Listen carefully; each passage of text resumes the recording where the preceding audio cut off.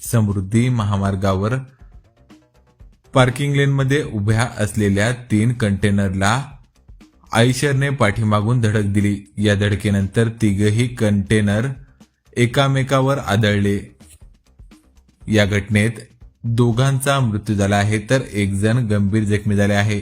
या घटनेबाबत मिळालेल्या प्राथमिक माहितीनुसार समृद्धी महामार्गावर मुंबई कॉरिडॉरमध्ये चॅनल क्रमांक 494.1 जवळ पार्किंग लेनमध्ये 3 कंटेनर उभे होते। दरम्यान भरधाव आयशर क्रमांक JS02 BP 1991 ने पार्किंग लेनमध्ये उभ्या असलेल्या कंटेनर क्रमांक NL01 AH 3366 ला पाठीमागून धडक दिली, ज्यामुळे हे कंटेनर पुढच्या उभ्या असलेल्या कंटेनर क्रमांक NL01 AH 2331 ला जाऊन धडकले व हा कंटेनर पुन्हा त्यासमोर असलेल्या कंटेनर क्रमांक NL01 AH 1626 ला जाऊन धडकला।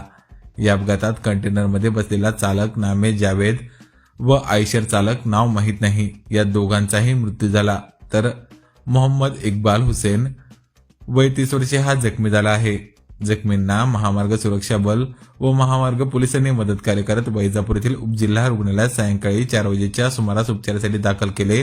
घटनेची माहिती मिळताच वैजापूर पोलिसांच्या पथकाने ही घटनास्थळी धाव घेतली। यावेळी महामार्ग पोलीस निरीक्षक किशोर चौधरी, उपनिरीक्षक मनोज भालेराव थोरात, सहाय्यक फौजदार धसे, महाराष्ट्र सुरक्षा बलचे कृष्णा बडे, शिवाजी भिडे, कृष्णा राठोड यांच्यासह गोपाळ देवरे, मिथुन राठोड, सय्यद रिजवान यांनी मदत कार्य केले। तर घटनास्थळी वैजापूर पोलीस ठाण्याचे पोलीस निरीक्षक पाटील यांनी पाहणी केली।